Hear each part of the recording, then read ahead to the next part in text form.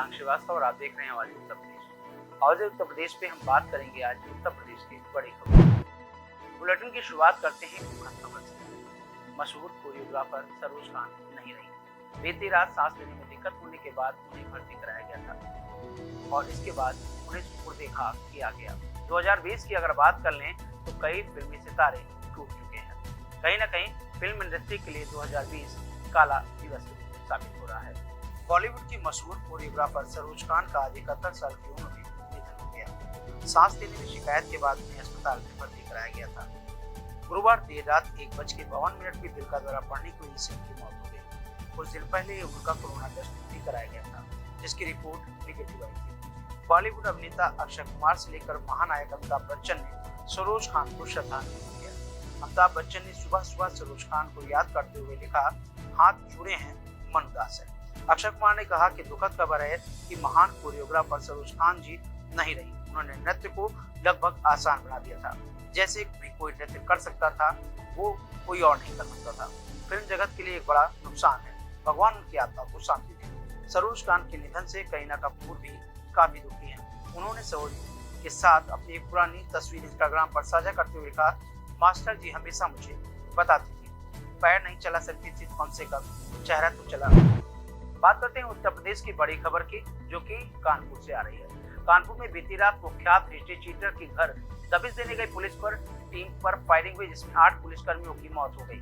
आपको बता दें, उत्तर प्रदेश के मुख्यमंत्री योगी आदित्यनाथ ने इसमें एक्शन लेते हुए सभी अधिकारियों को तलब किया है। साथ ही जिला अधिकारी, आईजी सहित तमाम अधिकारी इसमें जांच में लग गए हैं। मुख्यमंत्री योगी आदित्यनाथ ने मरे हुए लोगों के लिए श्रद्धांजलि अर्पित की है। कानपुर में देर रात दबिश डालने गई पुलिस पर अपराधियों ने घेर कर जबरदस्ती फायरिंग कर दी, जिसमें 8 लोगों की मौत हो गई है। यूपी के कानपुर में कुख्यात हिस्ट्री चीटर के घर दबिश देने गई पुलिस की टीम पर फायरिंग, जिसमें 8 पुलिसकर्मियों की मौत हो गई। कानपुर में देर रात दबिश डालने गई पुलिस पर अपराधियों ने घेर कर गाँव में जबरदस्त फायरिंग कर दी, जिसमें एक थाना इंचार्ज समेत आधा दर्जन से ज्यादा पुलिसकर्मियों को गोली लगने से मौत हो गई और अभी भी आधा दर्जन पुलिसकर्मी घायल हैं। घायल पुलिसकर्मियों को कानपुर देहात के शिवाली थाने में पड़ने वाले बिकरू गांव के दबिश डालने गई थी। बिकरू हिस्ट्री चीटर विकास दुबे का गांव है, जहां वो रहता था। ये विकास दुबे वही अपराधी है जिसने 2000 में राजनाथ सिंह सरकार में मंत्री का दर्जा पाए संतोष शुक्ला के थाने सिवली में घुसकर हत्या की थी। डिप्टी एसपी बिल्हौर थाना इंचार्ज शिवराजपुर समेत 8 पुलिसकर्मियों की मौत का मामला आने के बाद में पूरा उत्तर प्रदेश की राजनीति में हड़कंप मच गया है। मौजूद में घायल पुलिसकर्मी रेजिडेंसी हॉस्पिटल में भर्ती हैं। कानपुर में 8 पुलिसकर्मियों की हत्या से पूरे यूपी प्रशासन में हड़कंप मचा है और बिल्हौर शिव देवेंद्र मिश्रा इंचार्ज मंत्रणा, अब अनूप कुमार शिवराज के थाना इंचार्ज महेश चंद्र यादव, दरोगा नेबूपाल समेत 5 पुलिसकर्मियों की इस घटना में मौत बताई जा रही है। योगी राज में उत्तर प्रदेश के अपराधियों के हौसले इस कदर बुलंद हैं कि कानपुर में जब पुलिस सत्ता संरक्षित अपराधियों के यहां दबिश देने जाती है तो अपराधी पुलिस को घेरकर हमला कर देते हैं। सीओ इंस्पेक्टर समेत 8 बहादुर पुलिसकर्मी शहीद हो जाते हैं। बड़ी संख्या में घायल हैं और सरकार अभी भी जुमले मार रही है कि उत्तर प्रदेश में अपराध नहीं है, उत्तर प्रदेश में अपराधी खत्म हो गए हैं। योगी जी आंखें खोलिए, अपराधियों के खिलाफ कार्रवाई करिए, उनको सजा दीजिए और जो बहादुर पुलिसकर्मी शहीद हुए हैं उनको सच्ची श्रद्धांजलि। और समाजवादी पार्टी ने मांग की है कि उनके परिवारों को 1-1 करोड़ रुपए की आर्थिक मदद सरकार करे और अपराधियों के खिलाफ सख्त से सख्त कार्रवाई और इन शहीद पुलिसकर्मियों का बदला 24 घंटे में सरकार ले। घटना पे अब लेटेस्ट अपडेट क्या है? पुलिस ने मुठभेड़ हुई, क्या हुआ, क्या हुआ? जैसा आप सभी अवगत हैं, कल रात्रि में पुलिस जब दबिश देने यहाँ पर आई थी तो अपराधियों ने पुलिस पर अंधाधुंध गोलीबारी की थी, जिसमें हमारे 8 पुलिसकर्मी शहीद हो गए हैं। आज रात से ही सभी अधिकारी लगातार कॉम्बिंग कर रहे थे। जो भी आसपास के एरियाज हैं, जंगल हैं, उनकी लगातार हम लोग कॉम्बिंग कर रहे थे। उसी कॉम्बिंग के दौरान ये सूचना मिली थी कि जंगल में कुछ अपराधी देखे गए हैं जो वहाँ पर छिपे हुए हैं। इस सूचना पर हमारी कई टीमें मिलकर के वहाँ पर पहुँची और वहाँ पर अपराधियों ने पुलिस के ऊपर गोलीबारी करी। जवाबी गोलीबारी में 2 अपराधी जो हैं इसमें मारे गए हैं। 2 पुलिसकर्मी हमारे इंजर्ड हुए हैं, उनको इलाज के लिए भेजा गया है। साथ ही अपराधियों के पास से असले भी बरामद हुए हैं, जिसमें से एक असला जो पुलिस का लूटा हुआ असला है वो भी अपराधी के पास से मिला है। इनके 3 और साथी थे, वो मौके से भागने में कामयाब हुए हैं, लेकिन उनके लिए लगातार हमारी पेट्रोलिंग जारी है। और जो कानपुर देहात जनपद है, सिवली एरिया है, वहाँ पर भी टीमें लगाई गई हैं। उस क्षेत्र में उनके भागे जाने की संभावना है। जो मारे गए उसमें क्या विकास भी है? विकास जो मुख्य आरोपी है, देखिए अब इनकी पहचान गाँव के लोगों के द्वारा कराई जाएगी कि कौन अपराधी इसमें। देखिए, एक बहुत शातिर अपराधी है जिसका नाम है विकास दुबे। इसके अगेंस्ट 60 केसेस करीब दर्ज हैं। ये हिस्ट्री शीटर भी है। इसके विरुद्ध एक केस दर्ज हुआ था 307 का। एक व्यक्ति ने इसके खिलाफ दर्ज कराया था करीब 24 घंटे पहले। तो पुलिस पार्टी एक ऑपरेशन करने गई थी, क्योंकि ये बहुत शातिर अपराधी है और ये बराबर इस तरह का काम कर रहा था। तो उसको रेड करके पकड़ने के लिए हमारी पार्टी गई थी वहाँ पर, और इन लोगों ने वहाँ पर जेसीबी लगा दिया अपने गांव में जहाँ पे पार्टी जा रही थी, जिस कारण गाड़ी वगैरह ऑब्स्ट्रक्ट हुई हमारी। और जब फोर्स उतरा तब इन्होंने फायरिंग की और हम लोगों ने उसमें जवाबी फायरिंग भी की। लेकिन चूँकि ये हाइट पर खड़े हुए थे लोग शायद अंधेरे में, तो इस वजह से जवाबी फायरिंग में इनके हमारे आदमियों को गोलियां लगी हैं, जिसमें 8 आदमी शहीद हुए हैं, जिसमें हमारे लोकल सीओ साहब भी हैं और उनके साथ 3 सब इंस्पेक्टर्स और अन्य 4 कांस्टेबल्स हैं जिनको वीरगति प्राप्त हुई।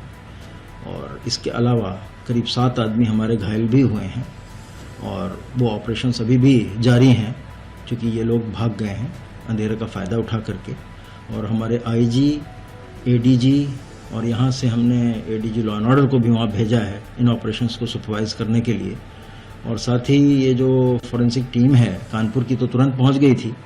अभी लखनऊ से भी एक एक्सपर्ट टीम हमने रवाना की है और इसमें एसटीएफ को भी लगाया गया है और आईजी एसटीएफ वहाँ पहुँच रहे हैं। लोकल कानपुर का जो एसटीएफ यूनिट है वो ऑलरेडी कार्यरत है और इनके खिलाफ एक बहुत बृहत ऑपरेशन चलाया जा रहा है।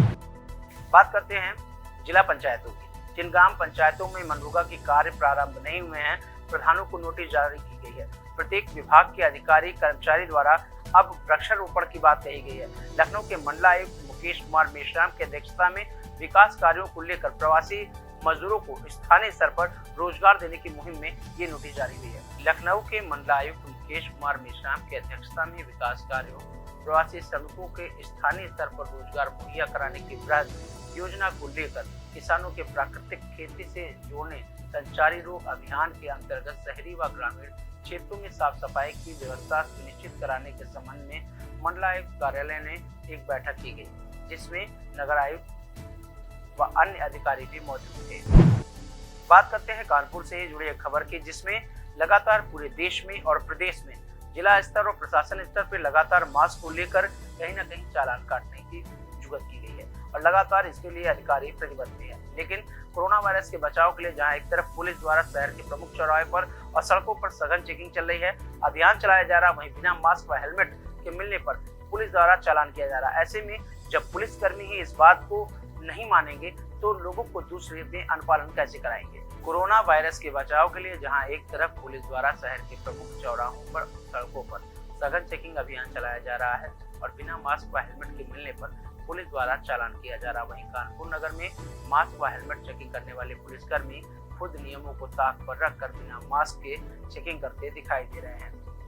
आपको बता दें, वहीं सड़कों पर अपनी मोटरसाइकिल से फर्राटा बनते पुलिसकर्मी हेलमेट के बिना दिखाई दे रहे हैं। वीडियो वायरल होने के बाद भी कानपुर के एसएसपी दिनेश कुमार प्रभु ने अपने ऑफिस के बाहर कोतवाली पुलिस द्वारा चेकिंग अभियान चलवाया और बिना मास्क व हेलमेट पहने आने जाने वाले पुलिसकर्मियों पर आम जनता के ऊपर चालान किया गया है। साथ ही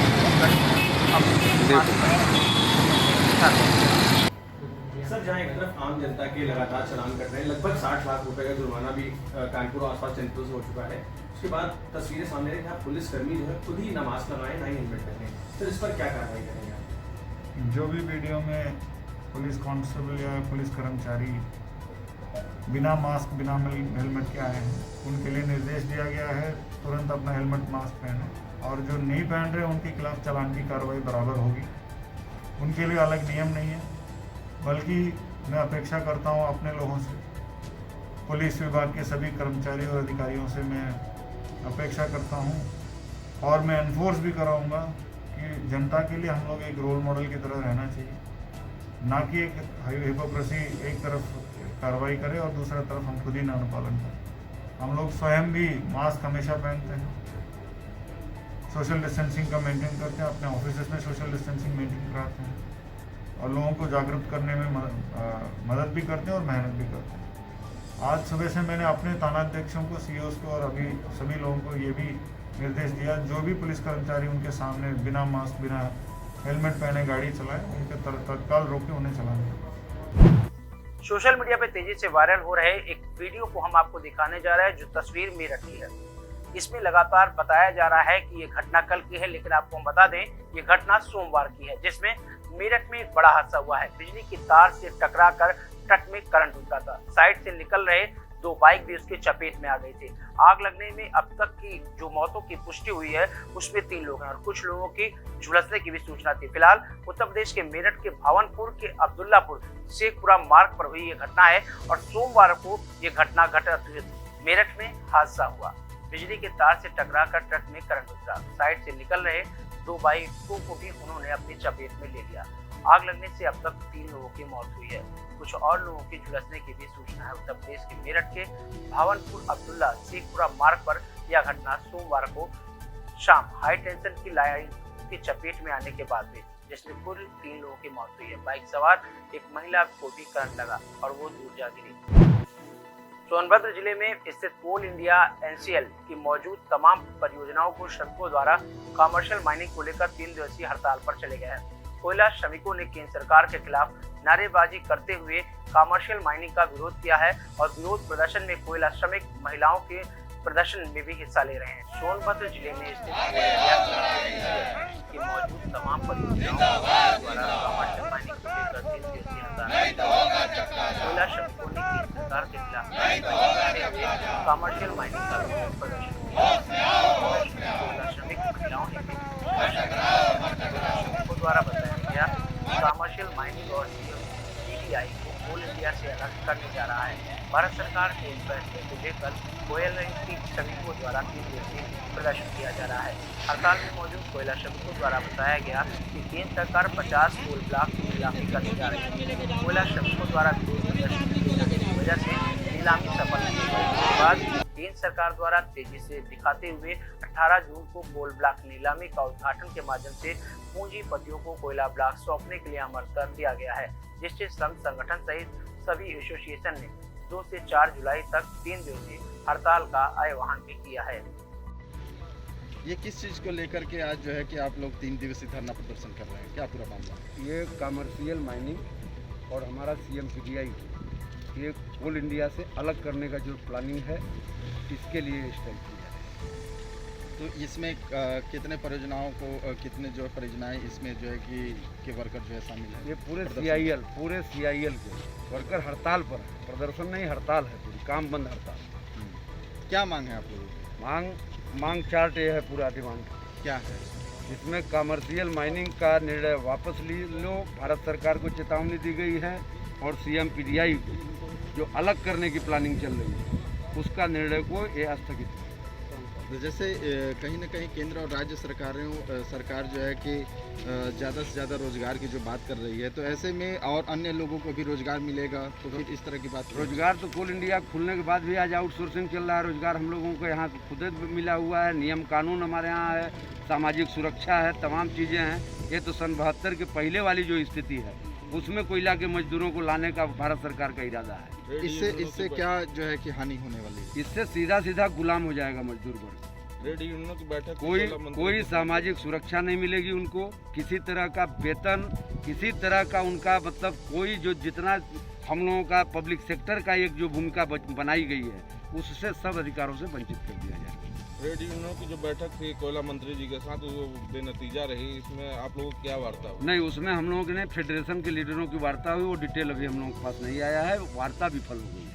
कोविड-19 को लेकर के जिस तरीके से पूरे देश में धारा 144 लागू है पूरे उत्तर प्रदेश में और सोनभद्र में भी इसी समय में लागू है, ऐसे में हड़ताल किया जाना कहाँ तक जायज़? नहीं, हड़ताल हम लोग कोविड-19 के नियम का पालन करते हुए हड़ताल कर रहे हैं। तो धारा 144 लागू है। धारा 144 में भी किसी तरह का धारा 144 का उल्लंघन हम लोग नहीं कर रहे हैं।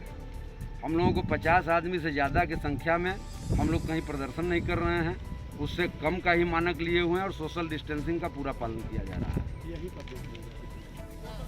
क्या पूरा मामला है, किस लिए हड़ताल किया जा रहा है? ये पूरा मामला है, कोल मिनिस्टर ने पूरे कोल इंडिया में कमर्शियल माइनिंग खोलने का जो निर्णय लिया है और इस निर्णय से हमारा पूरा कोल इंडिया प्रभावित होगा, जिससे आज जो सुख सुविधा हमको मिल रही है उन तमाम सुख सुविधाओं की कटौती होगी और जब कमर्शियल माइनिंग आ जाएगा उसको कोल मिनिस्टर ने कहा कि तुम कोयला उत्पादन करके कोयला का अधिकार तुम्हें बेचने का है, बाज़ार में तुम्हारा कोयला ले जा सकते हो और अपने रेट के हिसाब से तुम बेच सकते हो। वो जो प्राइवेट मालिक है वो अपने मजदूरों को 5,000 10,000 की सैलरी देता है, जिनका कोई कर्मचारियों का या अधिकारियों की कोई लाइफ सिक्योर नहीं है। कोल इंडिया में कम से कम 50-60 हज़ार लोग वेतन पाते हैं, अपने बाल बच्चों को पढ़ाते लिखाते हैं, अच्छी सुख सुविधा है। इसके बावजूद भी कोल इंडिया प्रॉफिट में है, फिर भी यह भारत सरकार कोल इंडिया को प्राइवेट में ले जाने के एक साजिश रच रही है। इसलिए पूरे कोल इंडिया में आज मजदूर 2, 3 और 4 जुलाई को हड़ताल में। क्या नाम है आपका? मेरा नाम बाबूलाल चौधरी है, मैं HMS शाखा खड़िया का सेक्रेटरी हूँ। ऐसे में जिस प्रकार से कोविड-19 चल रहा है, इस दौरान जो है कि धारा 144 जिले में लागू है, तो उसको लेकर के किस तरीके से देख रहे हैं? हम लोग बाकायदे डिस्टेंस का पालन कर रहे हैं, सभी हमारे हड़ताली मास्क लगाए हुए हैं और अपनी एक निश्चित दूरी बना करके सभी हड़ताल कर रहे हैं। उन्नाव में फर्जी शिक्षक पर FIR दर्ज करने के आदेश दिए गए हैं। बीएड की फर्जी डिग्री लगाकर कर रहा था नौकरी। लखनऊ विश्वविद्यालय के सत्यापन में यह खुलासा हुआ। यूपी STF द्वारा की गई जांच में यह मामला प्रकाश में आया है। उन्नाव में फर्जी शिक्षक पर FIR के आदेश दिए गए हैं। बीएड की परीक्षा देने के लिए फर्जी डिग्री लगाकर कर रहा था अभी तक वो नौकरी। लखनऊ विश्वविद्यालय के सत्यापन में ये खुलासा हुआ है। यूपी STF द्वारा की गई जांच में ये पूरा मामला प्रकट में आया है। बीएसए ने बिहार कोतवाली में मुकदमा दर्ज कराया है। युवक का नाम ओम प्रकाश और सुमेरपुर उच्च प्राथमिक विद्यालय में तैनात बताया जा रहा है। 2006 से ये लगातार नौकरी कर रहा था। बेसिक शिक्षा में फर्जी नियुक्ति के मामले में गिरफ्त में आया है उन्नाव का युवक। निष्पक्षता की जांच होगी तो कई अधिकारी भी कर सकते हैं। अपना दल के संस्थापक डॉक्टर सोनीलाल पटेल की जयंती इटावा में मनाई गई। इसमें कहा गया कि संस्थापक सोनीलाल पटेल जी की जयंती में प्रदेश अध्यक्ष जमुना प्रसाद सरोज, विधायक सुरावा प्रयागराज के निर्देशन में इटावा प्रभारी मुकेश पटेल ने की। इसकी देखरेख में जिलाध्यक्ष इटावा हरशंकर पटेल के नेतृत्व में पौधारोपण व पक्का तालाब में थर्मल स्कैनिंग, पुरवैया टोला पर डिस्टेंसिंग का अनुपालन करते हुए अपना दल के अध्यक्ष ने ये कार्यक्रम आयोजित किया। अब बात करते हैं बाराबंकी की। पुलिस मुठभेड़ में एक इनामी बदमाश गोली लगने से घायल हुआ है। पुलिस को काफी लंबे समय से इस अपराधी को तलाश थी। आज फिर वारदात को अंजाम देने जा रहा इनामी बदमाश को पुलिस ने मौके पर पकड़ लिया और जब जो जाल बुना था उसमें कहीं न कहीं वो फंसा नजर आया है। बाराबंकी पुलिस मुठभेड़ में एक इनामी बदमाश गोली लगने से घायल हुआ है। पुलिस को काफी लंबे समय से इस अपराधी को पकड़ने का इंतजार था। आज फिर वारदात को अंजाम देने जा रहे इनामी बदमाश को पकड़ने के लिए पुलिस ने जाल बुना था। पुलिस से गिरता देख अपराधी ने पुलिस पर जानलेवा हमला किया। पुलिस की जवाबी कार्रवाई में से 25,000 का इनामी बदमाश गोली लगने से घायल हो गया।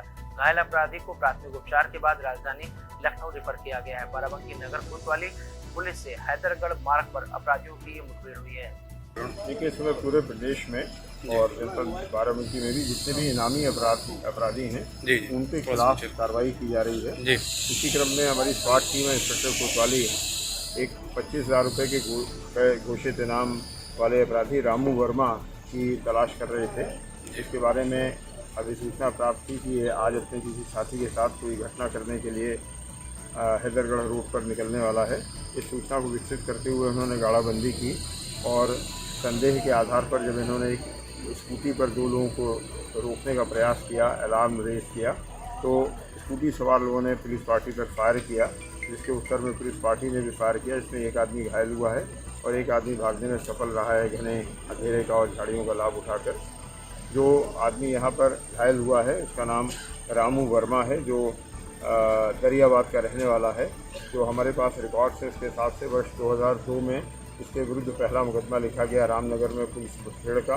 उसके बाद लगातार ये अपराध के जगत में सक्रिय रहा और न केवल बाराबंकी बल्कि लखनऊ के भी विभिन्न थानों में गंभीर धाराओं के अभियोग का ये मुलजिम रहा है, वांछित रहा है। वर्तमान में थाना कोतवाली के एक मामले में ये वांछित चल रहा था, जिस पर 25,000 रुपये का रिवार्ड था। इसके अन्य साथी भी हैं जो गैंग बनाकर अपराध करते हैं, उनके बारे में भी जानकारी हासिल की जा रही है और जल्दी से जल्दी उनकी भी गिरफ्तारी की जाएगी। तो फिर रेफर कर दिया गया इसको? अभी ये रेफर किया गया है, इन्हें गोली लगी है, इन्हें लखनऊ रेफर किया गया है। हम आपको ऐसा मामला बताए जा रहे हैं जो सुनकर और देख करके आपको शायद एक पुरानी फिल्म तेरी मेहरबानियाँ याद आ जाएगी। जी हाँ, मालकिन की मौत पर कुत्ते ने सुसाइड किया है।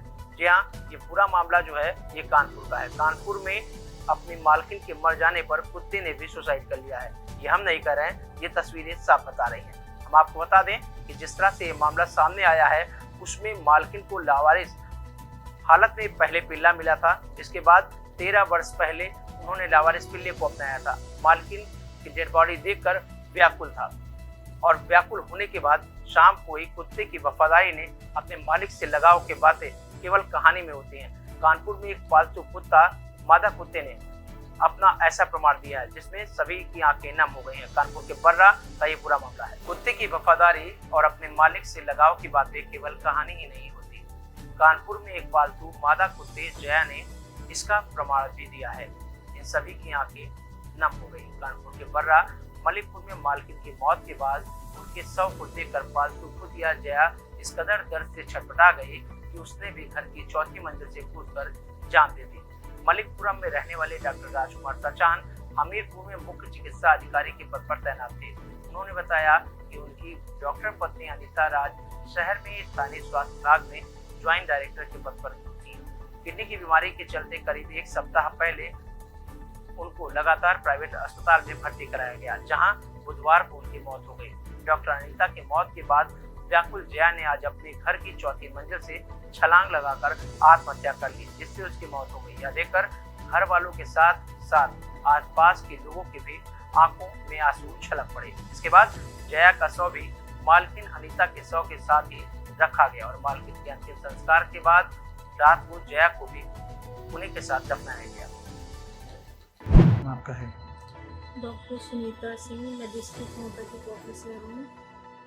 आज आपकी बहन एक्सपायर हो गई जिस बीमारी से, क्या ऐसी घटना घटी कि आपका डॉगी जो था ऊपर से कूद गया? तो बहुत अटैच्ड था। क्या नाम था जो खत्म, उनका नाम क्या? डॉक्टर अनीता सिंह उनका नाम था। वो ज्वाइंट डायरेक्टर थी कानपुर नगर में जी। और जो डॉगी थी बहुत अटैच थी बहन से मेरी जी। और 3री मंजिल से उसको आभास हो गया कि वो अब इस दुनिया में नहीं है। स्मेल से उसको पता चला तो 3री मंजिल से नीचे कूद गई। उसको आप लोगों ने हॉस्पिटल लेके कहाँ ले गए? हॉस्पिटल लेके गए थे, लेकिन वो डिक्लेयर किया कि डेथ हो गई है उसकी, डॉगी की डेथ। क्या ऐसा प्यार था दोनों में? हाँ, कि उसने मतलब डॉगी ने आत्महत्या कर ली ऊपर से कूदकर? क्या ऐसा प्यार था? कोई ऐसी चीज़ याद है आप? बहुत ज़्यादा उसको अटैचमेंट था। वो जहाँ भी जाती थी साथ साथ जाता था, छत पे जाती थी उनके साथ जाता था, किचन में है तो उनके साथ है, हमेशा उनके साथ रहती थी।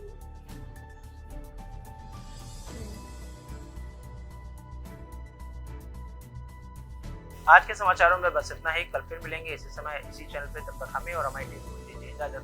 नमस्कार।